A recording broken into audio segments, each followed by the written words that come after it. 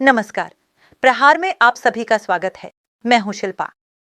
उच्च शिक्षा, बड़ी बड़ी डिग्रियां, दिन रात की गई कड़ी मेहनत और आखिर में इस युवा पीढ़ी के हाथ क्या लगता है? तो सिर्फ बेरोजगारी, डिप्रेशन। लेकिन इस डिजिटल पार्टी की शुरुआत कैसे हुई? इसके पीछे मौजूद हिंगोली का युवा अभिजीत दिपके आखिर कौन है? और देश की न्याय व्यवस्था के सर्वोच्च पद पर बैठे व्यक्ति के एक बयान ने युवाओं के दिल पर कौन सा जख्म दिया? आइए देखते हैं प्रहार की यह विशेष और बेबाक रिपोर्ट। इस पूरे विवाद की चिंगारी सुलगने की वजह देश के सर्वोच्च न्यायालय के पूर्व मुख्य न्यायाधीश का एक बयान बना।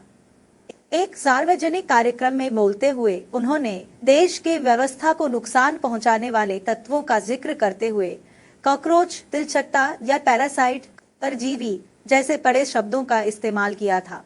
पर इस बयान के दो पहलू देश के सामने आए हैं। पहला पहलू यह है कि कानून के जानकारों के मुताबिक पूर्व मुख्य न्यायाधीश का मकसद युवा पीढ़ी का अपमान करना बिल्कुल नहीं था। जो नागरिक या युवा इस व्यवस्था और लोकतंत्र का फायदा तो उठाते हैं, लेकिन अपने कर्तव्यों का पालन नहीं करते, या जो समाज विरोधी हरकतों में शामिल होकर व्यवस्था को अंदर से खोखला करते हैं, ऐसी प्रवृत्ति पर उन्होंने कानूनी और नैतिक रूप से प्रहार किया था। सिस्टम को सुधारने का वह एक प्रयास था, ऐसा उनके समर्थकों का कहना है। लेकिन इस सिक्के का दूसरा पहलू बेहद दर्दनाक है। यह बयान ऐसे समय पर आया जब देश के लाखों शिक्षित युवा पहले से ही पेपर लीक, सरकारी भर्तियों में घोटाले और नौकरियों की कमी से जूझ रहे हैं। इसलिए आम युवाओं के बीच यह संदेश गया कि हम दिन रात पढ़ाई करके भी बेरोजगार हैं और व्यवस्था के सर्वोच्च पद पर बैठा व्यक्ति हमें सीधे कॉकरोच समझ रहा है।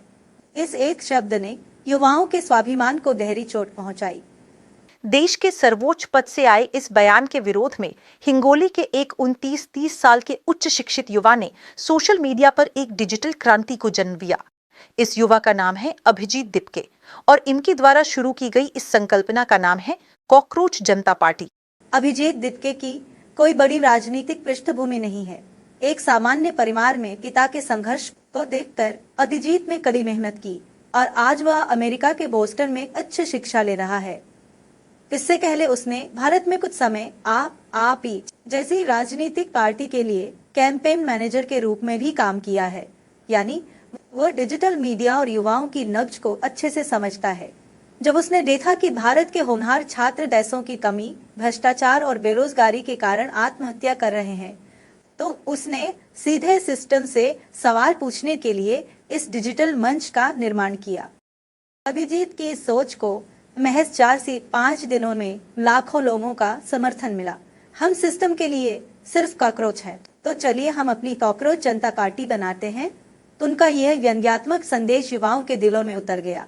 इस समय सिर्फ बेरोजगार युवा ही नहीं, बल्कि देश के जाने माने सेलिब्रिटीज, स्टार्टअप्स के युवा उद्यमी और आर्थिक रूप से मजबूत नागरिक भी इस विचारधारा के साथ आकर खड़े हो गए हैं। धीरे धीरे ये सोशल मीडिया ट्रेंड अब देश के राजनीतिक गलियारों में भी पहुंच चुका है। कई क्षेत्रीय और राष्ट्रीय नेताओं ने इस मुद्दे को गंभीरता से लेना शुरू कर दिया है। सूत्रों के मुताबिक देश में बढ़ती बेरोजगारी के मुद्दे पर एनडीए के अहम सहयोगी चंद्रबाबू नायडू हों या विपक्षी दलों के अन्य बड़े नेता, इन सभी ने युवाओं के इस भड़के असंतोष को थाम लिया है। विपक्ष ने तो इस मुद्दे को लेकर सरकार को घेरना भी शुरू कर दिया है।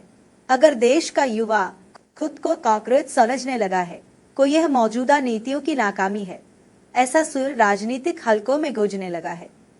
लेकिन आज आम युवाओं का सवाल यह है कि सरकार किसी भी पार्टी की हो, वह सिर्फ अपनी कुर्सी बचाने में व्यस्त है क्या? कई बार कम पढ़े लिखे नेता देश की कमान संभालते हैं और दूसरी तरफ MBBS, इंजीनियर या पोस्ट ग्रेजुएट युवा चपरासी या नगर निगम की छोटी नौकरियों के लिए लाइनों में लगते हैं। चुनाव आते ही जाति पाति, मंदिर मस्जिद या भाषा के नाम पर राजनीति करके युवाओं को भटकाया जाता है, क्योंकि अगर इन युवाओं ने शिक्षा और रोजगार पर सवाल पूछ लिए तो नेताओं की कुर्सियां खतरे में पड़ जाएंगी। आज के डिजिटल युग में एक डरावनी सच्चाई सामने आ रही है। जो कोई भी व्यवस्था या भ्रष्टाचार के खिलाफ ईमानदारी से आवाज उठाता है, उसकी आवाज को दबाने की कोशिश की जाती है। आरोप है कि अभिजीत दिपके ने जब सोशल मीडिया के जरिए युवाओं का दर्द बयां किया तो उन्हें और भारत में रह रहे उनके परिवार को अज्ञात अकाउंट से धमकियों के मैसेज आने शुरू हो गए हैं। विरोध में बोलने वाले को सीधे देश विरोधी बता देना या डराना, ये लोकतंत्र का कौन सा तरीका है? ऐसा तीखा सवाल आज की युवा पीढ़ी पूछ रही है। लेकिन सत्ता पक्ष और विपक्ष को एक बात नहीं भूलनी चाहिए, इतिहास गवाह है, जब शिक्षित युवाओं का यह दबा हुआ गुस्सा और आक्रोश सीमा पार कर जाता है तो पड़ोसी देश नेपाल या बांग्लादेश जैसी स्थिति बनने में देर नहीं लगती। वहां भी युवाओं और छात्रों ने एकजुट होकर सीधे हुक्मरानों की कुर्सियों को उखाड़ फेंका था। आज प्रहार के माध्यम से देश के युवाओं की तरफ से हम इस व्यवस्था से कुछ सीधे सवाल पूछना चाहते हैं। क्या हमारे देश के युवाओं ने उच्च शिक्षा लेकर कोई गलती की है? हक की नौकरी मांगना क्या अपराध है? अगर युवाओं को आवाज नहीं उठानी है, नौकरी नहीं मांगनी है, तो फिर इस देश का युवा करे तो क्या करे? राजनेताओं को ये याद रखना होगा कि कॉकरोच जनता पार्टी कोई चुनाव लड़ने वाला संगठन नहीं है, बल्कि ये लोकतंत्र में तानाशाही प्रवृत्ति और भ्रष्टाचार के खिलाफ खड़ा हुआ एक डिजिटल मंच है। नेताओं को अब ये समझना होगा कि आज के युवाओं को जाति धर्म के झगड़े में ही, बल्कि पारदर्शी परीक्षाएं, बेहतरीन शिक्षा और रोजगार चाहिए। अगर लोकतंत्र में शांतिपूर्ण तरीके से आवाज उठाने वालों को दबाया गया, तो ये शिक्षित युवा वर्ग देश को आगे ले जाने के बजाय इस भ्रष्ट व्यवस्था के खिलाफ क्रांति का बिगुल फूंक देगा, ये तय है।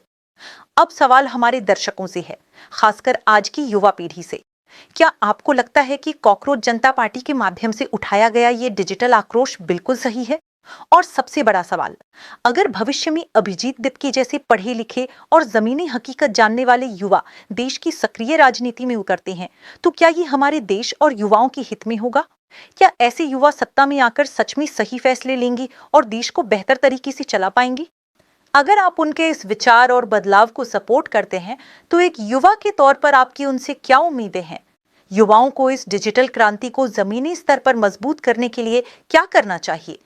अपनी राय और अपने विचार नीचे कमेंट बॉक्स में लिखना न भूलें। आपकी एक कमेंट इस सिस्टम को जगाने का काम कर सकती है। देखते रहिए न्यूज़ मराठी 24/7। नमस्कार।